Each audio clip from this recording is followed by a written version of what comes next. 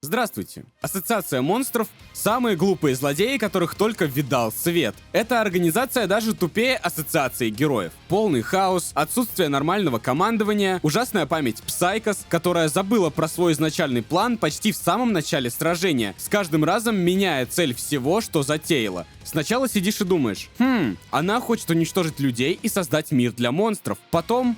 А нет, ей хочется создать самое сильное существо на планете посредством ломания лимитеров. Потом, да нет же, все это затевалось просто для того, чтобы слиться с ничего не подозревающим Орочи и самой стать самой сильной. В общем, эта женщина будет, так сказать, адаптироваться под ситуацию очень часто. И это при том, что каждое действие ассоциации монстров и каждое предполагаемое действие героев, казалось, было успешно продумано. И герои даже делали все, как ожидалось. Только почему-то в своей же собственной игре Геро все равно оставалась вторым номером. Первое, что привело к такому — странная политика по отношению к своим подчиненным. Пробудившийся таракан после своего позорного поражения вместо шанса исправиться и принести какую-то пользу в сражении, получил лишь шанс быть съеденным Орочи. Куча других членов ассоциации были убиты подобным образом или своими же союзниками. Когда речь заходит о том, чтобы отправить подкрепление монстрам, зажатым героями в угол, Psychos говорит: «Пускай дохнут». Опирается, не отправляя подкрепление своим же людям, она на то, что, мол, сильные сами выживут. В общем, очевидно уж кому-кому, а чудовищам начхать друг на друга. Только вот это не совсем сходится с понятием организованной деятельности. Да, понятно, монстры есть монстры, они кровожадны, хладнокровны друг к другу, и так как в ассоциации их много, слабые их представители не являются особо ценными. Только вот главное преимущество монстров перед людьми — их количество и способность увеличивать свои ряды за счет клеток Орочи. А подобными действиями Psychos просто нивелирует преимущество своей ассоциации. Ведь даже самый слабый солдат все еще может быть полезен в бою. Да, король монстров должен поедать других существ, ведь это делает его сильнее. Правда, не обязательно поглощать союзников, которые еще могут тебе пригодиться. И, кстати, в поедании других не главный секрет силы Орочи. Геро нашла способ сломать лимитеры могущества, установленные для каждого в мире Ванпанчмана, и применила его на короле монстров. Она поняла, что состояние на грани жизни и смерти может сломать лимитер силы. Предположу, что это связано с волей к жизни психики любого существа. Мол, ради выживания мы способны на многое. Теперь вопрос: почему бы тогда не сидеть и не ломать намеренно лимитеры прямо каждого маломальски сильного члена ассоциации? Вспомним, каким сильным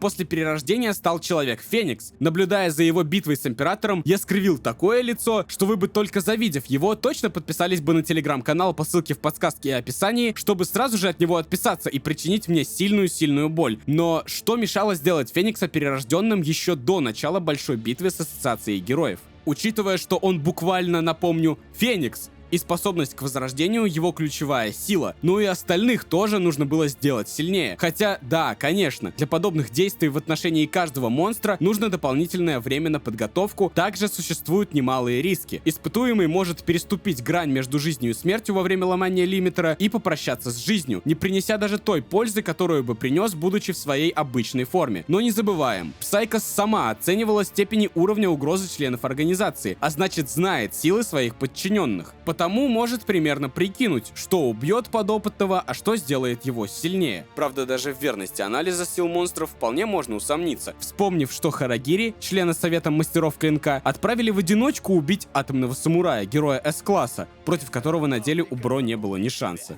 Жду 3 секунды, ешьте клетки монстров быстрее! 3, 2, 1! Мы же не такие придурки, как ты.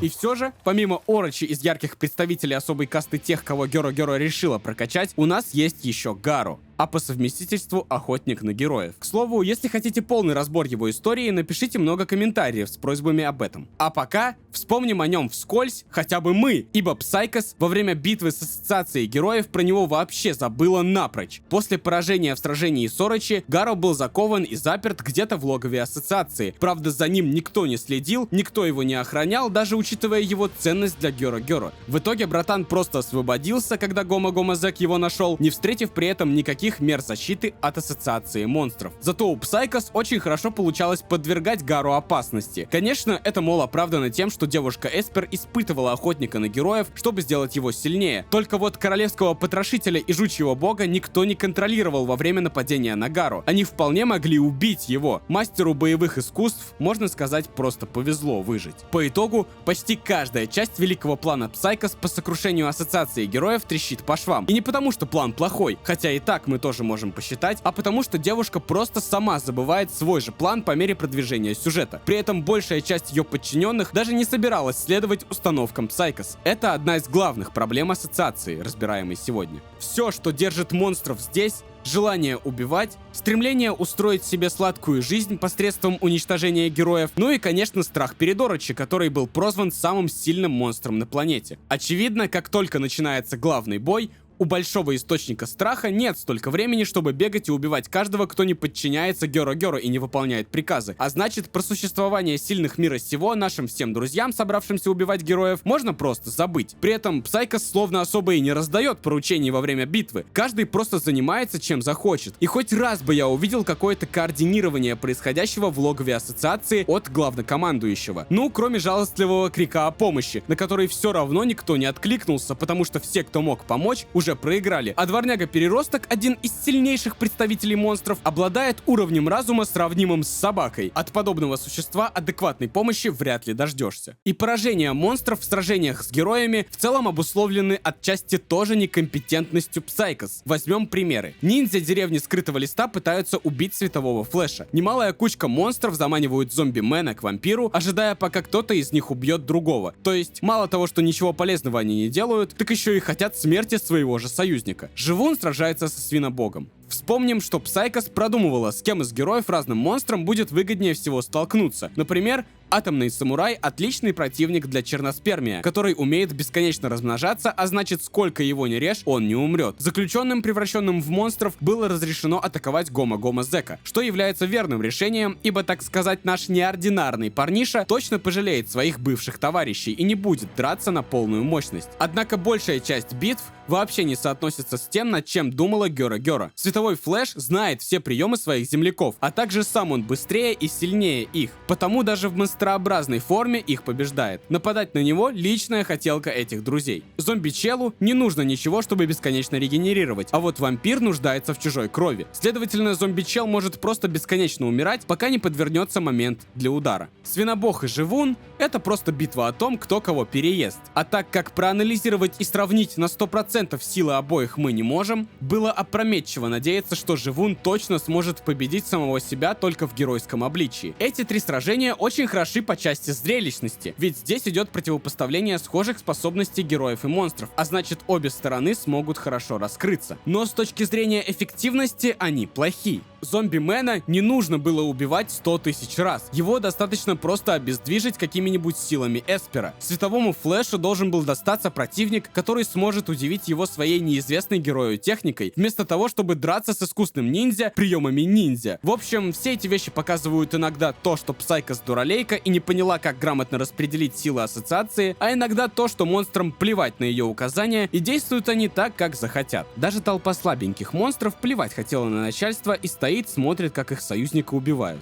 Ни то не красит управленческие силы Гёро-Гёро. Да и вообще, набирать команду из сборища случайных монстров было изначально плохой идеей. Каждый из них у себя на уме. Их не колышет великая цель и командная работа, они не имеют даже частички слаженности. Конечно, они иногда собираются в небольшие группы, но чаще так делают слабаки, которые оказываются бесполезными в битве. А те монстры, которые смогли бы перевернуть ход сражения в сторону Psychos, зачастую не заинтересованы в подчинении Орочи или Гёро-Гёро и дерутся только в личных целях. У меня нет причин рисковать своей жизнью ради ассоциации монстров. Произнесший это представитель ассоциации монстров и подобные ему вступают в сражения с героями просто за счет уверенности в своей победе. А если кто-то из них не уверен в своей силе, они убегают, прячутся. Это качество делает организацию чудищ слабоватой, ведь В них нет воли стоять до конца из-за отсутствия какой-то нормальной цели, которая могла бы стоять выше своего здоровья или выживания. Каждый в ассоциации не задумывается о других, не заинтересован в жертвовании собой ради какой-то цели, готов убивать союзников, и даже не только когда это необходимо, а просто если захочется. Это создает хаос. И Psychos была, думаю, устремлена к тому, чтобы данный хаос подавить. Продумывала тактики, устрашала подчиненных демонстрацией силы Орочи, выдавала всем уровни опасности, создавала четкую иерархию, но по итогу почти ни один из этих пунктов не сработал должным образом. Какого-то черта Psychos, продумывая все вышеперечисленное, даже не просто расставляя фигуры на доске для соперничества с героями, а буквально создавая свою собственную игру,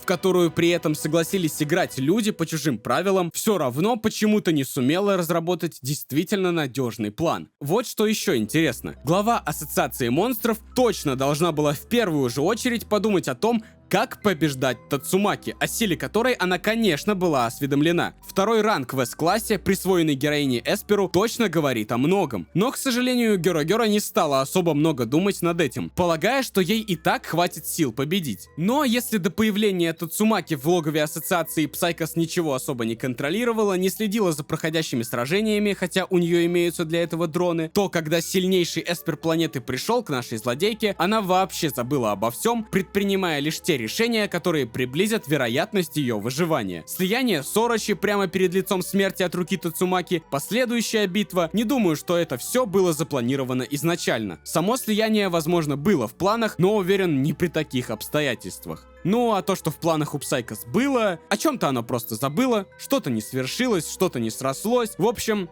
вся ассоциация монстров — это сочетание ужасной управленческой деятельности, отвратительного уровня исполнительности со стороны подчиненных, бесполезной иерархии, показывающей лишь то, кто кого сможет убить и кто кого боится, полного бардака и того, как глава ассоциации в этом всем бардаке не может разобраться. Всем спасибо, подписывайтесь на телеграм-канал, где я обязательно скажу, будет ли следующий ролик про Гару или же про что-то другое. В общем, так сказать, оповещу, справились ли вы со своей задачей. Ну а мне еще есть что рассказать, но все-таки лучше в следующий раз.